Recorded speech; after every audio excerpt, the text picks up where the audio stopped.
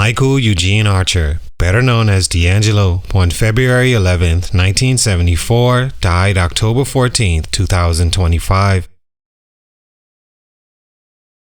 Today's feature, D'Angelo in his prime, once had the kind of talent that made time stop. His sound pulled from the past but felt completely his own, reshaping R&B in a way few artists ever have. Yet the same fame that crowned him also pushed him into hiding. After Untitled made him a star, the attention stopped being about the music. What followed was years of silence, struggle, and searching for peace success could never give him. What happened? Let's talk about it. Salute to K Kizzle on IG for this request. It's your boy JC Stunted Growth Music. Let's get it, man. Take a minute to like, subscribe, and comment on who I should do next. D'Angelo is an R&B singer, songwriter, and multi-instrumentalist from Richmond, Virginia, where gospel and soul shaped his early sound. Before his solo career, he co-wrote the 1994 hit You Will Know, then released his debut album Brown Sugar in 1995, blending old-school funk, hip-hop, and jazz into a new wave later called neo-soul. In 2000, he followed with Voodoo, a #1 album powered by Untitled, aka How Does It Feel, which earned 2 Grammys and made him a star worldwide, shaking female fans in particular to their core. The success, however, came with uncontrollable fame and the pressure to constantly match perfection.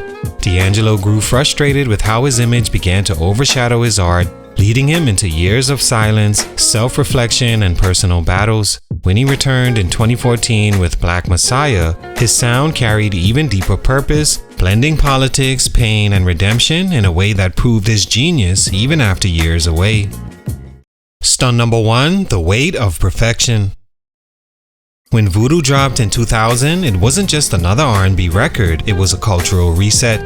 Critics hailed it as a masterpiece, drawing comparisons to Marvin Gaye and Prince. But that success placed D'Angelo in a space he never fully embraced. He'd always been meticulous about his art, but after Voodoo, that attention to detail became something darker. The praise turned into pressure, and every sound, lyric, and chord now carried the weight of expectation. Instead of creating freely, D'Angelo began to overthink, revising songs endlessly, never satisfied enough to call them finished. The freedom that once made his music flow so naturally started to fade under the constant noise of what people expected from him. Then came Untitled, a song that defined a generation but also redefined him in ways he couldn't control. The video, shot to represent vulnerability and intimacy, turned him into a reluctant sex symbol. What was meant to express emotion became a moment that objectified him. Audiences, especially the media, focused more on his physique than the message. That reaction shook D'Angelo's confidence and changed his relationship with fame. Instead of feeling celebrated for his artistry, he felt exposed. The attention became uncomfortable, and slowly he started to pull back from public life. Those close to him say he became distant, retreating into his home studio, experimenting with new ideas but rarely finishing them. His perfectionism grew heavier, his trust in the industry weaker. Years passed, and what began as artistic discipline became isolation. Each attempt to start over carried the shadow of Voodoo, making it impossible to move forward without comparison. D'Angelo's story in this period wasn't about losing creativity. It was about caring so much that it became paralyzing. In trying to protect his legacy, he ended up halting it, proving that even brilliance can collapse under its own weight. Stunt number 2, The Vanishing Act. By the early 2000s, D'Angelo's silence had become louder than any new release. What began as a short creative break after Voodoo turned into more than a decade of absence that left fans and critics wondering if he'd ever return. The man who once revived soul music suddenly disappeared from a genre he helped to redefine.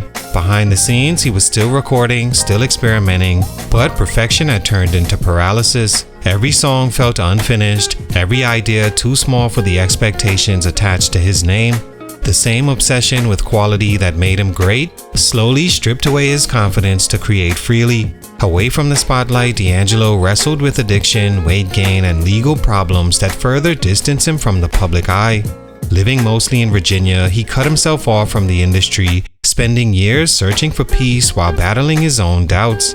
Those close to him said the music never stopped. It just stayed trapped in a cycle of hesitation and self-editing. Then in 2012, he reappeared with his Occupied Music Tour, performing in Europe with flashes of brilliance that reminded everyone of his unmatched talent. His voice carried the weight of years gone by, deeper and more soulful than ever, but after the tour ended, he vanished once again, leaving behind only speculation. When Black Messiah arrived in 2014, it felt less like a comeback and more like a revelation. The album's political and spiritual depth reflected everything he endured during his hiatus. Critics praised it as proof that his artistry never left, it had only matured in silence. Still, that silence came with a cost. D'Angelo's long absence froze his momentum, leaving a generation to view him more as myth than man. Black Messiah restored his legacy, but his decade away forever defined it and reminded the world that even brilliance needs balance to survive. Stunt number 3, the industry moved on. By the time D'Angelo returned with Black Messiah in 2014, the world of R&B had changed beyond recognition. When he last released an album, the late 90s and early 2000s were filled with live bands, organic grooves, and artists pouring raw emotion into their craft. Neo-soul was in full bloom, led by names like Erykah Badu, Lauryn Hill, Maxwell, and D'Angelo himself. His mix of funk, gospel, and honesty made him the heartbeat of a movement. But while he was gone, that entire sound lost its mainstream place. Technology reshaped production, and R&B slowly blended into pop, trap, and digital minimalism. Labels shifted focus from instrumentation to image, and what once felt timeless began to sound dated to a generation raised on screens instead of soul and emotion.